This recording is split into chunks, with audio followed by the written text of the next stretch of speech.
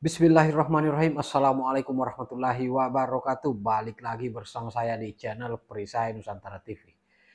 Hasto Kristianto sudah resmi menjadi tahanan KPK dan kali ini kita akan menyimak bagaimana tanggapan ex penyidik KPK Bang Yudi Purnomo Harahap ketika misalnya Hasto Kristianto seandainya tidak menghadiri panggilan KPK untuk yang kedua kalinya, pasti KPK akan melakukan penangkapan dimanapun Hasto berada, dan siapapun yang kemudian menghalangi penangkapan tersebut pasti akan tetap dilakukan oleh Komisi Pemberantasan Korupsi.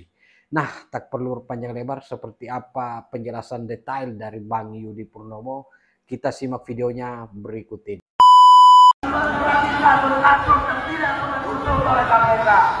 Kalau begini KPK berani tahan Hasto?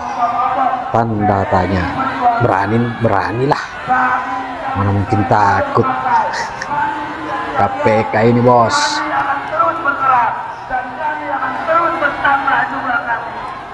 Ini masa yang kemudian dibawa oleh Hasto yang mengantar Hasto Kristianto menghadiri panggilan KPK untuk menjalani pemeriksaan. Kawan-kawan DPC Jakarta Barat, kawan-kawan DPC Jakarta Pusat, selatan dan utara, dipersilakan untuk menyampaikan. Saya ingat Bang dulu waktu di salah satu TV nasional waktu kecil ya, itu kan ada pertandingan tinju. Iya. Ya, pertandingan tinju itu kan ada perebutan gelar juara lah, kelas berat. Antara si A juara bertahan, kemudian dengan B penantangnya. A juara bertahan, kemudian ternyata dia tidak menang, tetapi seri. Ya, gelar juara ada di mana Bang? Di juara bertahan. Juara bertahan.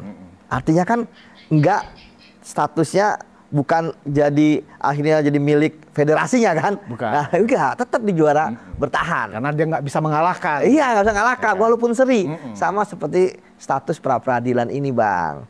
Jadi memang ada 3 ya putusan, diterima, ditolak, dan NO, obscurable, artinya kasusnya itu apa namanya kabur gitu ya. Namun tetap aja kan berarti satu hal yang pasti yang tentu para pemirsa podcast ini harus paham, berarti penyidikan KPK sah sampai saat ini. Sah. Itu yang pertama. Artinya ketika sah, maka sebenarnya waktu proses peradilan yang pertama ini penting untuk kita simak supaya penyidikan khususnya anak-anak Banteng, ya, saya melihat supaya anak-anak Banteng tidak gagal paham, memberikan kesempatan. Ya, udah silakanlah, kami tunggu apapun hasilnya. Toh ini hanyalah formil. Kamu menang pun ya kami tetap bisa menaikkan lagi status ke penyidikan.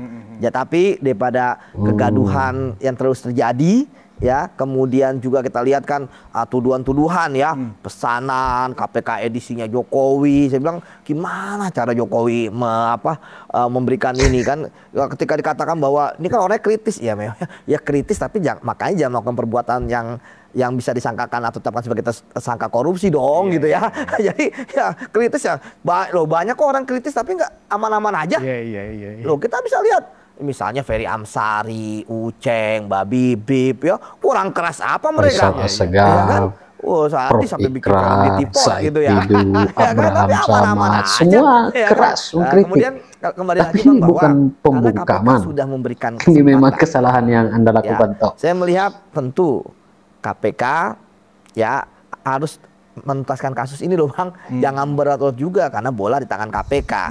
Permasalahan bahwa kemarin keputusannya itu adalah NO dengan fakta utama adalah karena hakim merasa ini ada 2 surat perintah penyidikan dalam satu pra peradilan, sehingga hakim dan tanda kutip bingung gitu kan, kalau misalnya yang satu menang satu enggak tuh gimana. Ya tentu sekali lagi saya berharap putusan hakim dihormati apapun itu. Ya kan katanya kemarin putusan hakim mau dihormati, ya kan. Tapi begitu selesai bilangnya ini peradilan sesat, ini adalah peradilan putusannya dangkal. Loh, kok malah nyerang hakim? Sesat. Ya, nah, sebelumnya mengatakan menghormati keputusan. Iya, menghormati gitu kan. Nah, kemudian ya ketika mereka melakukan pra peradilan nggak masalah Bang, karena memang kemarin katanya taat ya kan, konstitusi. Ya saya kan orang hukum juga kan, ya sama dengan pengacara itu. Untuk satu sisi bahwa mereka bisa mengajukan lagi dan itu bukan nebis and idem, setuju. Jadi ketika mereka mengajukan lagi dan kemudian nanti tanggal 3 Maret ya dengan hakim yang berbeda, betul, ya bukan Pak Joyanto lagi, ya nggak masalah menurut saya. Nggak nebisen idem. Ya kalau kemarin ditolak, kan bisa mengajukan lagi Bang. Tetapi jangan yang sama. Ya, apa namanya pokok perkaranya. Nah kembali ke KPK karena mereka sudah memberikan kesempatan.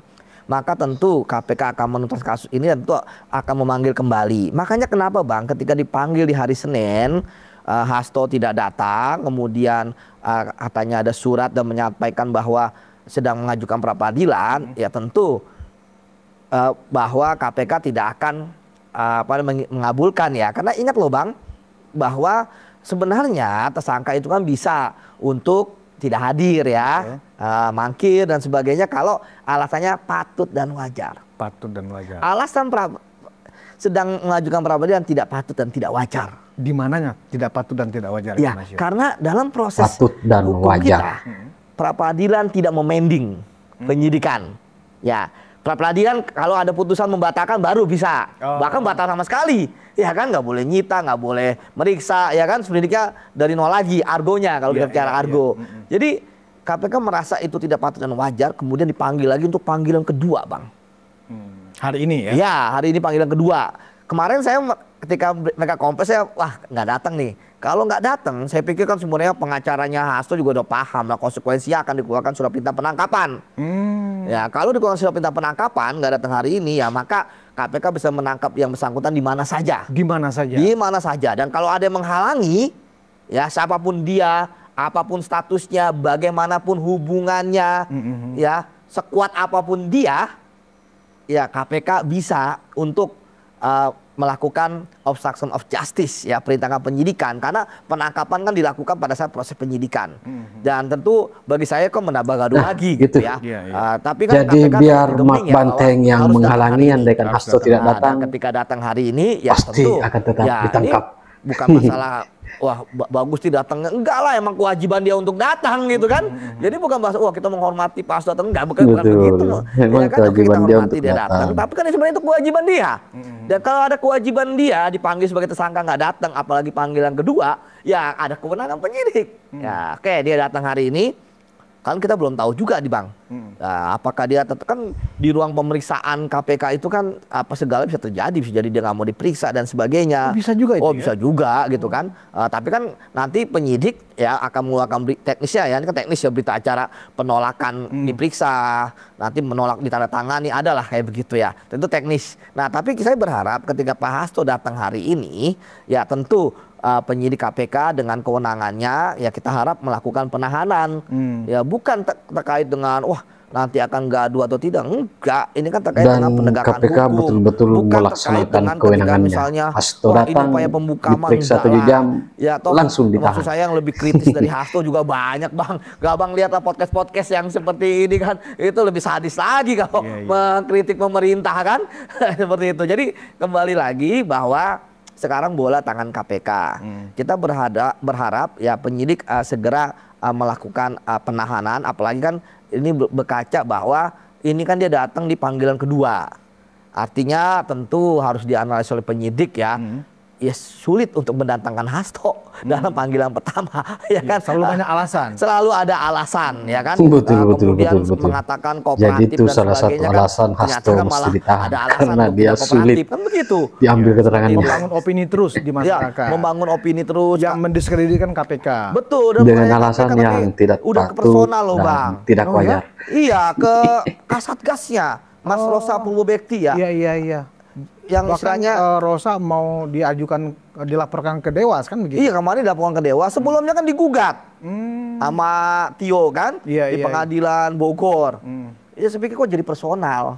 Ingat loh, memangnya penyidik ya itu mereka bekerja sendiri, enggak lah. Saya penyidik Mas, kalau saya masih di KPK, kalau saya nggak dapat surat perintah penyidikan Hasto, nggak bisa saya nyidik. Cawe-cawe nggak bisa, ya kan? Dasarnya perintah ya? Dasarnya perintah. Cawe-cawe nggak bisa. Kita lihat Rosa pun kalau dia ada macam-macam pasti dicopot, diganti sama pimpinan. Ini enggak. 5 kan kompak. Ya sampai saat ini gitu ya. 5 pimpinan KPK komisioner kan, 1 ketua, 4 wakil ketua. Jadi kemarin bahkan di kompresnya saya dengar ada intimidasi gitu kan, kemudian ambisi, ngapain penyidik punya ambisi, apalagi kalau lihat levelnya kan ya Rosa istilahnya mohon maaf ya kan, bukan orang tinggi dan sebagainya, karirnya masih panjang gitu kan.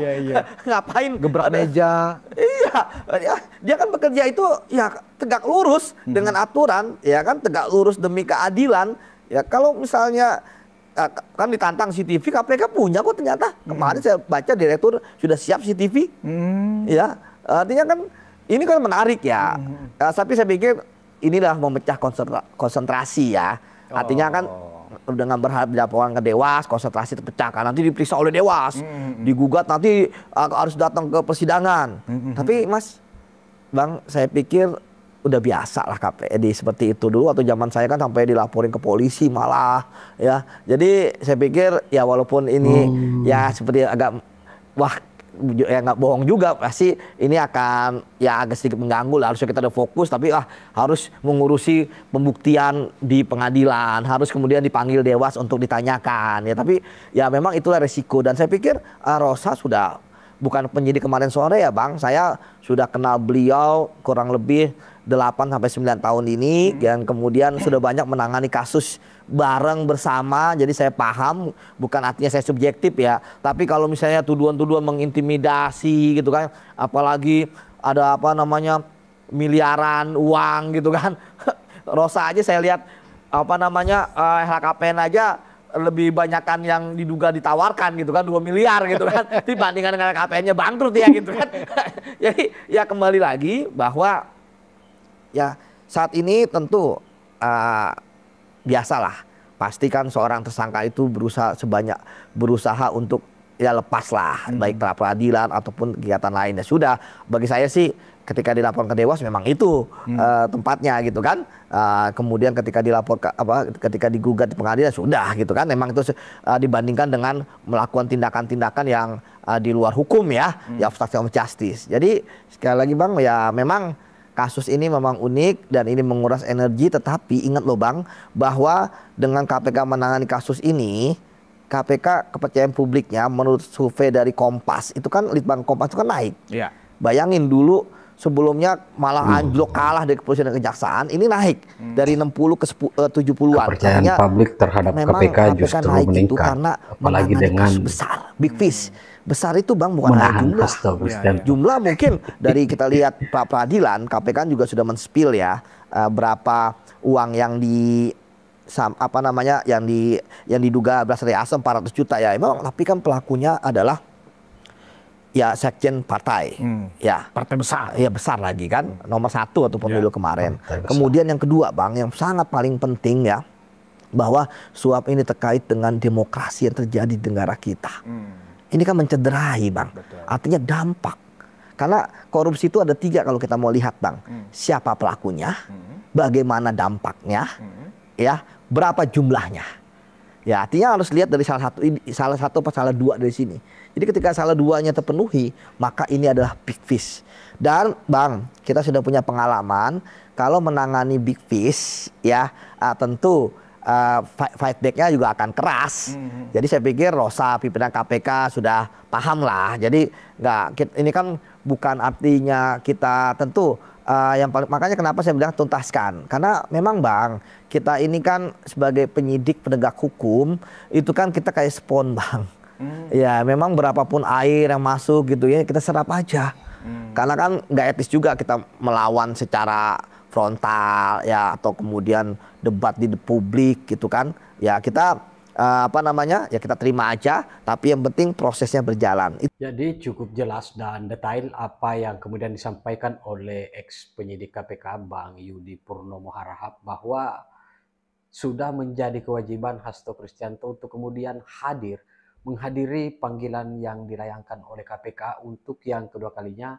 Karena sebelumnya tanggal 17 Februari Hasto Kristianto mangkir dari panggilan KPK dan kemudian mengirimkan surat ke KPK bahwa dia akan kembali mengajukan pra peradilan setelah pra peradilan pertamanya ditolak. Dan itu menurut Bang Yudi bahwa itu adalah alasan yang tidak patut, alasan yang tidak wajar yang kemudian disampaikan oleh seorang Hasto Kristianto Dan andaikan misalnya panggilan kedua 20 Februari 2025 Hasto Kristianto tidak menghadiri panggilan KPK, maka otomatis KPK memiliki hak untuk melakukan penangkapan dimanapun Hasto berada, dan siapapun yang kemudian menghalangi, pasti KPK akan tetap melakukan penahanan, penangkapan, meskipun yang menghalangi tersebut adalah Ibu Banteng, Ibu Megawati Soekarno Putri, yang selama ini sibuk mengancam KPK, mengancam Polri.